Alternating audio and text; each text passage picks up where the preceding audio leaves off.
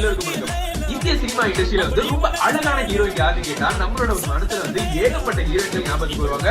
Cinema இண்டஸ்ட்ரியில தினம் தினம் புது புது ஹீரோயின்கள் வந்தாலும் சினிமா இண்டஸ்ட்ரியை ஆண்டுட்டு இருக்கிற சில பேர் தான் டாப் 3 இடத்துல வந்து அதிகமான குத்துமதிப்புகளோட இன்னுமே இருந்துட்டு இருக்காங்கன்னா ரொம்பவே ஆச்சரியமானதாக இருக்கணும்.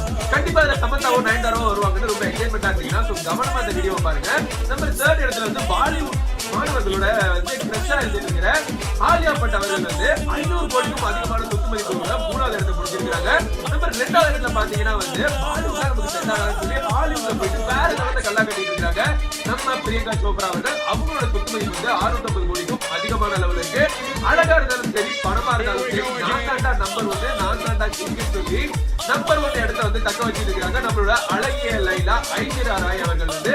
சோ இதுல வந்து நயன்தாராக்கு இடமே இல்லையான்னு பாத்தீங்கன்னா அவங்க வந்து வெறும் 200 கோடி ரூபாய் தான் வச்சிருக்கிறதுனால அவங்க இந்த லிஸ்ட்ல வந்து கிடையாது. சோ இந்த மாதிரி சுவாரஸ்யமான உங்களை மீண்டும் சந்திக்கிறேன். உங்களுக்கு பிடிச்ச ஹீரோயினோட பேர் வந்து கமெண்ட்ல